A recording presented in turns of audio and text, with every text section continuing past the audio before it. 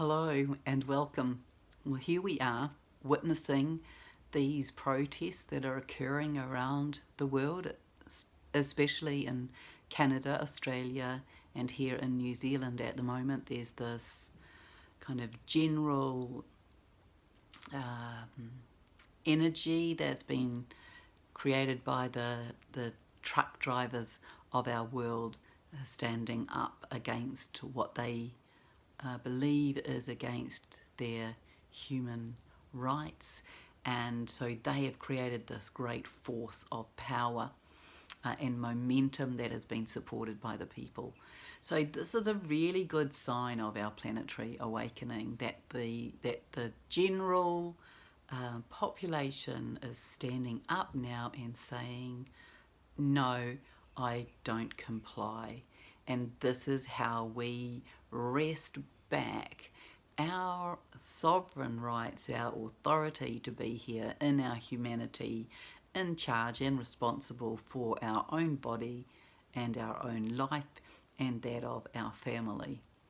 So I really want to put a big shout out to say thank you so much, those of you who are physically there on the ground, and I know that there are many of you who have gathered from many parts of each of the countries, driven a long way to be there and presenting and representing the rest of the various countries, and that there's huge support that's being moved in and rallied around from the various countries in terms of resource and support, and it's quite beautiful to witness all of that's going on, this stand that is being taken in this extraordinary level of love and of peace under some fairly taxing situations. And so in New Zealand here, our police took some quite strong, strategic and quite brutal attacks on the protesters, and it certainly did not look as though the protesters were doing anything other than perhaps a couple of them being a bit mouthy, but there was no physical interaction that came from the side of the protesters. And yet, a number of police, and certainly not all of them, but it was obviously a strategy. So, some people ended up in a pretty bad way from that, and that is not our normal kind of police action here, and so that has been quite shocking actually to witness, and hopefully they have gone away and had another look at that, because that's not good.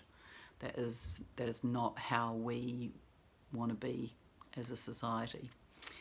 Anyway, I know there's lots of footage around about all of that from Canada, Canberra, and here in New Zealand, and so I just want to say that this is a really good sign. This is a really good sign of our awakening and people standing up in their own power and speaking their own truth and from their own inner authority. And so this is a great sign of being aware and beginning to awaken. So right now, when I tuned into Gaia this morning and I said to her, tell me about these energies, because we are in this incredible storm at the moment, this swirling wind, the branches of the trees are dancing in huge circles and figures of 8, and twice today I had to go and retrieve my veggie pod lid from over at the neighbours, so I've given up on that. It's now sitting inside the dining room. Super swirly, these winds, and yet they've come with little rain, at least here where I am. So Gaia says these are solar flares, and they are creating, I just have to keep doing this, I'm doing this on my phone, a geomagnetic storm. And when I looked that up, the geomagnetic storm, Wikipedia says, is a temporary disturbance of the Earth's magnetosphere caused by a solar wind shockwave that interacts with the Earth's magnetic fields. So Gaia says this is creating electrical energy affecting the temporal and frontal lobes of the brain, expanding the pineal, which is what these other lights and codes have been doing, that have been coming in as well, and awakening psychic vision. That's also been having, there's been an effect of that from these earlier codes, upgrading physical vision, and that we are experiencing a heightened level of purification and balance, an internal versus external pressure, and this may be affecting people's ability to find ease. So if you are in discomfort, it may be because of this, and so do your best to be not in resistance to it but in ease. You know, allow it to move, watch it move, speak to it, engage with it in a gentle flowing movement, and just allow it to be released from the body. If you are in pain, pain is created by resistance, by old trauma, wounding, things like that, and old patterns. So we're being asked to release these so that we can receive these higher lights and codes without our bodies being affected in a really intense way, actually. Yeah, so try to release them through the feet. So moving them down is often easier in the body than moving them up. Salt baths, get your belly on the ground, and ask your body to release it, to give you relief. Have those sorts of conversations. Also, it's this swirling wind is creating vortexes of energetic templates for us and our ascension spiral energies, for release and ascension. And honestly, I am just whacked and a bit wired. Sleep has not been coming easily, and you know, I'm not complaining because there are people I know who've been in Wellington, and I think they're in day 7 on the ground there, and I bet they haven't been getting very much sleep. But we've been affected, these geomagnetic storms, they affect our circadian rhythms, which affect our timing cycles in our body. They desynchronize our internal biological clocks, which control our sleep and wake patterns. And this also affects our pineal gland. So, you know, we're getting a lot of movement and effects on our pineal gland, which is really the gland that is what connects us to our consciousness, to our higher level of being.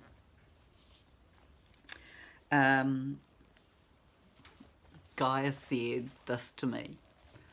She said, I am watching this build up with interest. And a calm and peaceful demeanor is the best way through this for each of us. So this is the best way for us to cope with this on an emotional level. So watch what arises, process it through the body gently and lovingly. Be the observer. You're just relieving and releasing all that doesn't serve you. So all of these old programs, conditioning, things that have held each of us in lower density, trauma patterns, things that have come through from family lines, from our own personal Akashic records, from society, from education, from programming of various things that happen in our world. We are releasing all of them that don't serve us, and so just try and be gentle and in flow, be well hydrated, get in nature. All of those things assist us. Relax the body, be grounded, and enjoy this energy because it has a lot of light with it, a lot of purification light and a lot of bliss aspects coming in as well. So you should be feeling some upliftment if you're not dealing with some emotional turmoil or pain in the body. It's great cleansing and clearing energy, and it's likely to be here for 3 days is what Gaia says, because we are preparing for launch for Ascension. Honestly, you know, I I used to dream about this, and I got to a point where I thought, oh, it's just not going to happen in my lifetime. And now we're just so close to the edges of it. It's so exciting. It's just almost too good to be true. It's kind of, it can have that kind of feeling to it, that energy around it. So what is happening is those of us who are aware and awake, in a way, our job, our primary function here is to hold the highest vibration that we can possibly hold and do our own clearing, make sure we're good to go, and to just be observing what is going on around us, because these collective, or these energies, are really coming to affect the collective. So they are going to have these energies come through that reveal, dissolve the illusion, that allow them to see truth, as though it's going to wash away all of the old, the residue, the conditioning. It's going to come through and wash it away. And then we're going to have this energy that comes through on the 22nd, which is going to be very intense. It shows up to me much like a water blasting nozzle, wide open. It kind of has that cutting effect. It just goes shoo. That's how it looks. That's the effect that it has. And so this is why we have to be clean and pure in our bodies, and have got rid of things. So we're in this, what Gaia calls this tempering. Our bodies are being raised and their fitness levels to receive these energies, so we don't die, basically so we don't expire, because we are having ascension in a new way now. We're taking our physical form through with us. It's changing form from carbon to liquid crystalline. So we're going through transfiguration in our cells. We're not taking our energetic body and our soul and exiting the physical body and then coming back in with a new form. No. We're taking this one with us. So get into some, this fitness. These energies are bringing us this tempering, this fitness approach in our body. That's the first thing.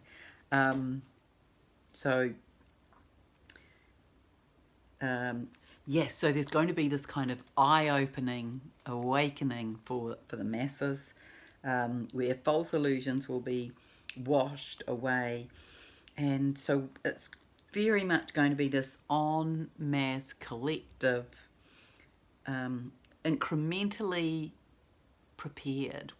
We are being incrementally prepared through these days of the energy stepping up, getting faster, more expanded, more intense, with a higher frequency and resonance. And this is in preparation for ascension. So we're going through these kind of awakening, these awareness waves, these ascension waves, ready for ascension. And look, she says that we have this window for ascension, and it's really soon. She says the window for ascension opens on March the 12th, and that it's programmed to occur between then and April the 15th. And that's this year, 2022. And she said, but conditions apply. And when I asked her what they were, she said that it's very much like taking the temperature of humanity's readiness.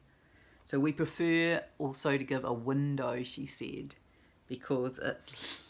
She makes me laugh. It's less taxing on the human psyche. So, in other words, there'll be this roundabout moment, but it will all happen in divine perfection and timing. Another exciting thing is that divine counterparts, there's a really big window of opportunity during the month of February for divine counterparts to come into some kind of physical connection or reconnection, and then many of those will come into physical union this year. Honestly, I've got a lot of information about this, and I've been sorry, I just haven't got it out. But there's big purpose for these divine counterpart connections to come together. and it is to do with ascension, and it is to do with this raising up in a big way of our resonance, our vibration, our frequency as a planet and as humanity. I wanted to talk to you about this idea, to be the mirror of what you want to see. So instead of projecting out there what you want in this new world, in our beautiful new paradisical world, to become it, to become that and reflect it out in that way, because this is really how we create, and this is really how we up level, is that we do everything from our internal space, and we align and we dream up and we clear out, and then when that gets reflected externally, that's how we create, that's how we co-create. And so I just encourage you to perhaps see it in that little quirky way, to become your own mirror. Rather than looking in the mirror, you're reflecting to the mirror. And we're so much in this refinement phase, this beautiful energy of shifting levels, so that we can be in this harmony and in this peace, in unity, and working in this kind of unity consciousness with all other beings on the planet, where each of us has equal status. And that's what we are very much working towards and very much on the edges of. And it's magical. It really is. So I wish you so much love from my heart and from the heart of Gaia, and just amazing when you think about the timing of this, huh? Where are we? We're on it's the 13th. It's the 13th of February. So, yeah, wishing you so much love. And we will speak again soon.